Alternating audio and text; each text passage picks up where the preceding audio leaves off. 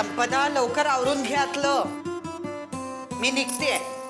आई मी पण येतो तुझ्याबरोबर पोळी भाजी केंद्रावर. बरं होईल रे बाबा, एवढी खरेदी करायची सगळी नव्याने, तुझी सोबत तरी होईल. पण एक मात्र बरं आहे, आपली गिराईका दुसरीकडे कुठे जाणार नाहीत. देवीची तेवढी कृपा आहे आपल्यावर. अगं हो हो आई, आता पण निघायचं आहे की तू नुसती बोलत राहणार आहेस? अरे हो, मी पैसे घ्यायचेच विसरले, थांब. हे बघ इथेच ठेवले होते नाही.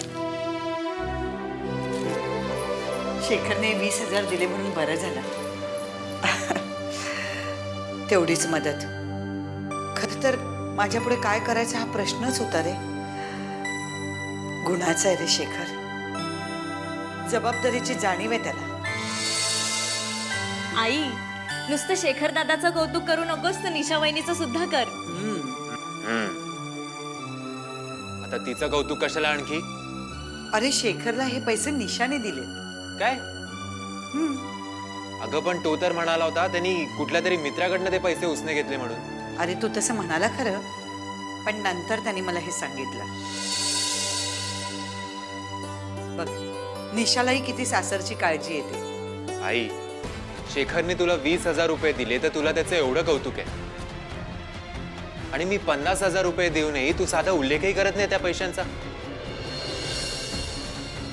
मी असं नाही म्हणत आहे का की तुम्ही लोकांनी मला डोक्यावर घेऊन नाचावं. अगं पण निदान मी दिलेल्या पैशांचा उल्लेख तरी कर ग. आई, तू मी दिलेले पैसे का खर्च करत नाहीयेस?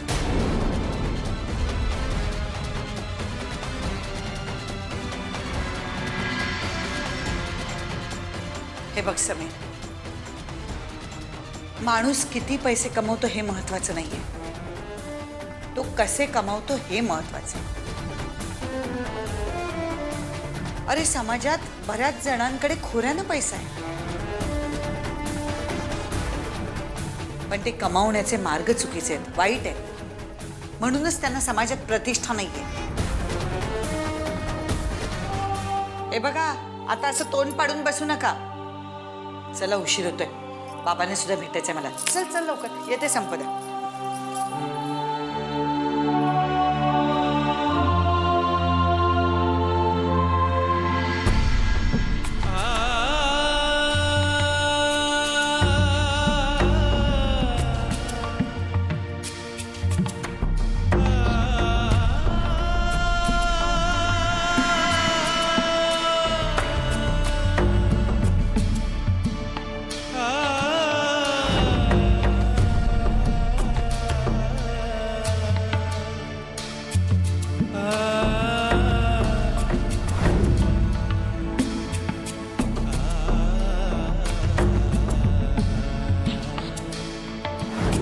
आई, म्हणजे बाबा आता इथेच राहणार? आमच्या जगात त्यांचं काही स्थान नाही? शेखर, यापुढे तुम्हा मुलांचं जग वेगळं आणि माझं आणि तुमच्या बाबांचं जग वेगळं.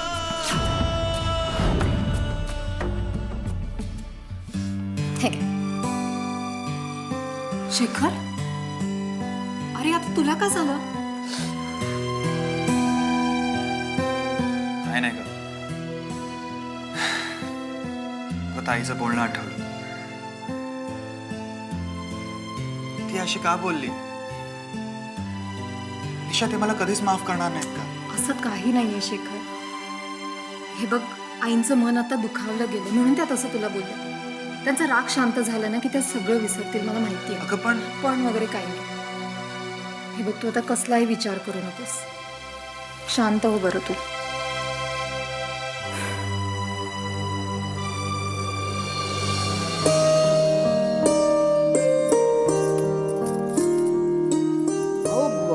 तुम्ही कशाला करताय हे सगळं? मी आहे ना हे करायला. अरे मग काय झालं केलं तर? हा, हे सुद्धा माझंच घर आहे की. माझ्या घरी सुद्धा मी कामं करतेच ना, मग इथे केली तर काय बिघडलं? आणि उमेश, यात जेवण आणलंय. हा, रात्री आलास की जेवण घे. उमेश, माझी खरी तर इच्छा आहे की तू रोज सकाळी पोळी भाजी केंद्रावर यावं, म्हणजे तुम्हा दोघांच्या दोन्ही वेळच्या जेवणाची सवय होईल रे. तुम्ही केवढं करता हो माझ्यासाठी? माझी एवढी लायकी नाहीये. हे तू कसं काय रे ठरवतोस? खर तर तू माझ्या नवऱ्याला सांभाळण्याचं काम केलंस आणि त्या कामाचं माझ्यासाठी काहीही मोल नाही. उमेश, मी तुझ्यासाठी आयुष्यभर काही केलं ना तरी त्या उपकाराची परतफेड नाही रे करू शकत. तुमच्यासारख्या चांगल्या माणसांच्या आयुष्यात हे असं का घडतं मला कळत नाही.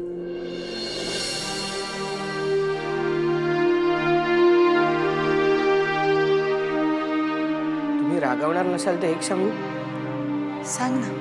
तुम्ही यांना लवकरात लवकर इथनं घेऊन जा.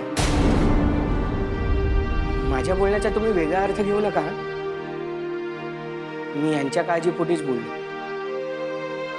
काय आहे, कामासाठी मी दिवसभर बाहेर असतो आणि हे बिचारे घरी एकटे असतात. त्यामुळे दार उघडं ठेवून जायची सोय नाही, कारण हे कुठेतरी निघून गेले तर अशी भीती वाटत राहते मनाला.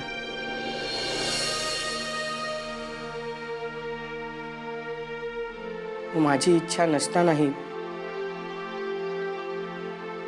दाराला कुलूप लावून यांना कोंडून ठेवावं लागतं. पण तसं करणंही धोक्याचं आहे, कारण दिवसभर घरात हे एकटे असतात. यांना काही झालं, लागलं, खुपलं तर पश्चाताप करण्याव्यतिरिक्त आपल्याकडे काही उरणार नाही. म्हणून म्हटलं लवकरात लवकर तुम्ही काहीतरी उपाय शोधून काढा.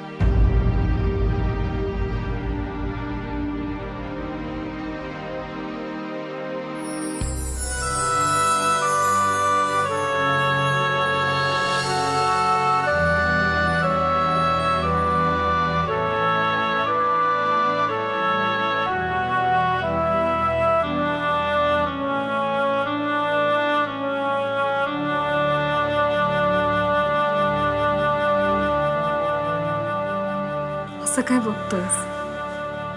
कधी न बघितल्यासारखं.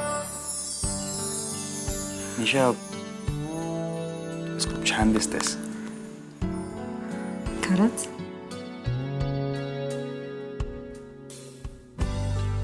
Shekhar, I love you. I love you too. नेहमी असंच प्रेम करशील ना माझ्यावर? येस स्वीटर, मी तुझ्यावर नेहमी असाच प्रेम करत राहील आणि तुला खूप खूप खूप सुखी ठेवेल. निशा, माझ्या मनात एक विचार आला. कोणता? आपल्याला मुलगा झाला तर? अगं हसतेस काय? अरे काय मध्येच. आणि बाय द वे, आपल्याला मुलगा नाही मुलगी होणार, कळलं? मुलगी? येस. का? अरे मुली किती गोड असतात, त्यांचे किती लाड करता येतात आणि सगळ्यात महत्वाचं म्हणजे त्या जीव लावतात. नाही नाही, आपल्याला मुलगाच झाला पाहिजे. का? अगं मुलाबरोबर खेळू शकतो, मजा करू शकतो. वाव. नाही, आपल्याला मुलगीच होणार हे ठरलं. ठीक आहे, आपण एक काम करू, आपण देवाला प्रार्थना करूया. त्याला म्हणूया की मला एक मुलगी दे आणि एक मुलगा दे. ठीक आहे?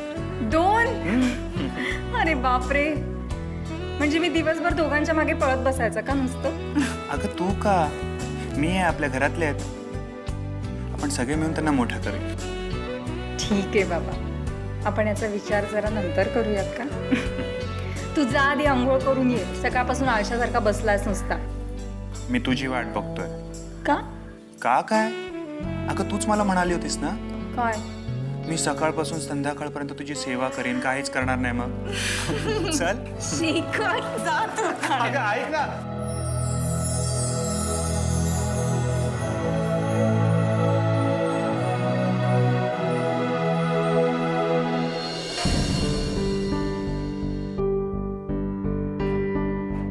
मी सुद्धा ते पैसे मेहनत करूनच कमावलेले आहेत. तरी माझ्या मेहनतीची आईला काहीच पर्वा नाही. त्यातून आता निशाही येणार म्हणजे झालंच. निशाच्या येण्याने या घरातली सगळी समीकरणच बदलून जातील. आईची काळजी वाढणार, मी काय काम करतो हे निशाला कळल्यावर तिला काय वाटेल याचीच चिंता आईला सतवत राहणार. मला आता माझ्या भविष्याचा गंभीरपणे विचार करायला हवा. हे असं किती दिवस चालणार? मी आयुष्यात कधी सेटल होणार?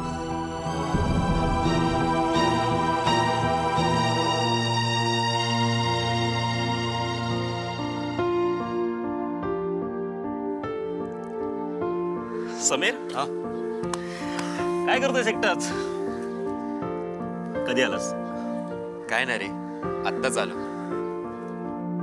बाकीचे मित्र कुठे आहेत? माहित नाहीत. कसं चाललंय तुझं कामधंदा? समीर काही लोचा तर नाही ना? अरे यार, लोचा कसला? चंदू आहे ना, तो देतो मला कामं नीट. समीर, रागवणं नसेल तरी बोल. अरे बोल ना यार, मित्रांवर रागवणं कसलं? यार, चंदू हा खरंच चांगला मुलगा नाही. आम्हाला सगळ्यांना हेच वाटतं. माझी, मंग्याची, आमच्या सगळ्यांची इच्छा आहे की तू लवकरात लवकर चंदूचे संग सोडावीस. पुढे काहीतरी प्रॉब्लेम झाला तर पश्चाताप करण्याशिवाय दुसरं तुझ्या हातात काहीच होणार नाही.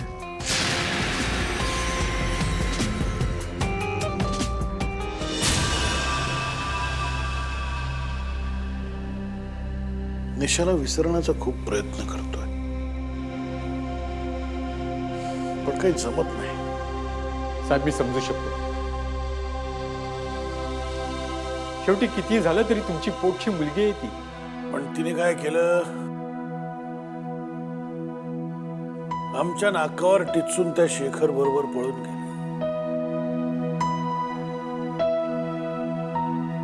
आम्ही काही करू शकलो नाही.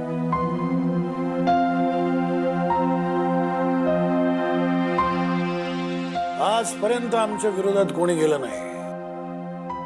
आजपर्यंत. पण आमच्या मुलीने मात्र आमच्या विरोधात जाऊन आम्हाला डिवचलेलं आहे. त्यामुळे आमच्या बाईसाहेब पण चुरूचुरू बोलायला लागले. तरी नशीब गावाकडे ही बातमी पसरलेली नाही, नाहीतर साहेब, त्या गाववाल्यांपेक्षा जास्त काळजी आहे ती ऑपोजिशनवाले आणि मीडियाची.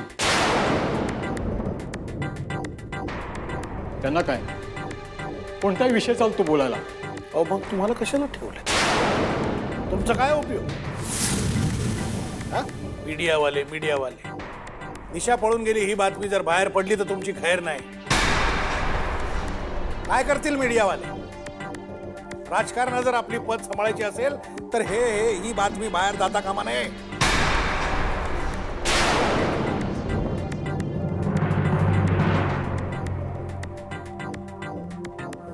गोंधळ.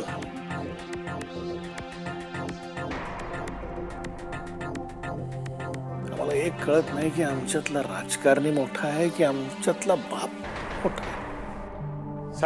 साहेब, तुम्ही काही काळजी करू नका. मी सांभाळतो सगळं. पण प्लीज तुम्ही मनस्ताप करून घेऊ नका. शेखर कोण आहे हा शेखर? कसा दिसतो? काळा की गोरा?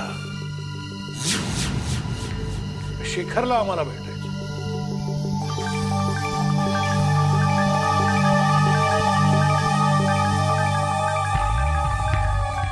ज्याच्यामुळे आमची मुलगी रक्ताची नाती विसरली.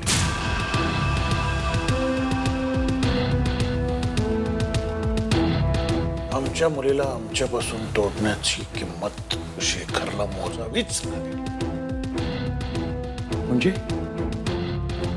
तुम्ही शेखरला आणि त्याच्या घरच्यांना दमदाटी? नाही, दमदाटी वगैरे नाही.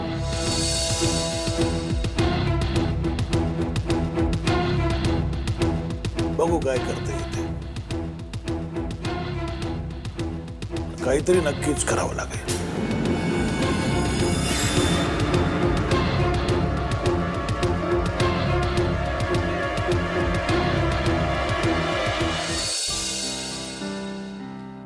शेखर, हे सगळं एखाद्या छानशा स्वप्नासारखं वाटतंय ना? इतक्या छानशा रात्री आपण दोघं एकत्र. निशा, पण या आधी सुद्धा आपण असा एकत्र वेळ घालवला ना. पण ते सगळं लपून छपून होतं रे.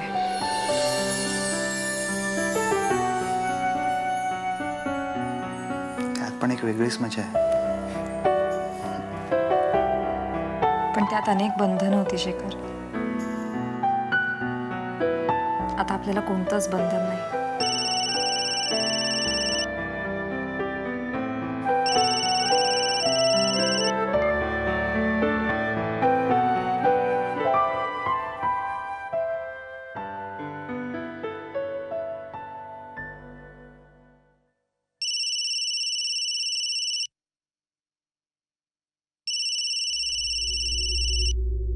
तुझ्या बाबांचा फोन आहे.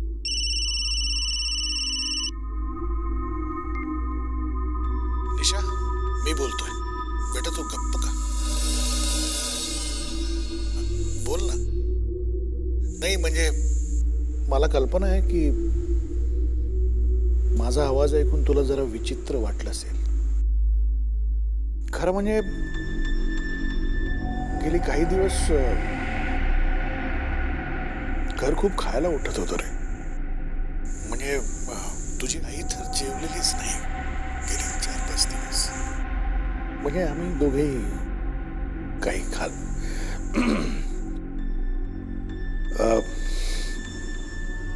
तुझ्या लग्नाला विरोध केला, फार मोठी चूक केली असं वाटायला लागले आता मला. बेटा मला माफ कर. बाबा बाबा प्लीज तुम्ही असं बोलू नका. खरं तर मलाच माफी मागायला हवी. माझ्यामुळे तुम्हाला खूप त्रास झालाय ना. नाही नाही नाही नाही. तुझा त्रास म्हणून कधीच शक्य नाही बेटा. अगं बाप आहे मी तुझा. बापाला मुलीचा त्रास होत नाही कधी.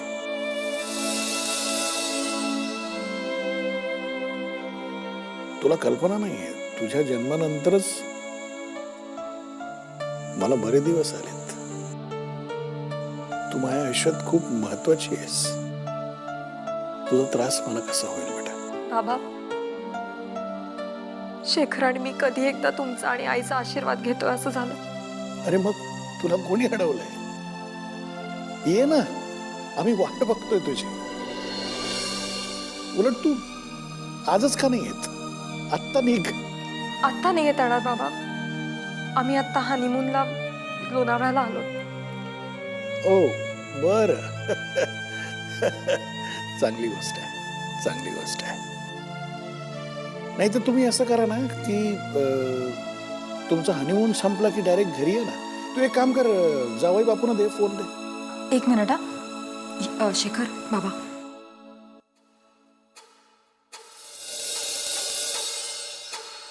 नमस्कार. नमस्कार जावई बापू.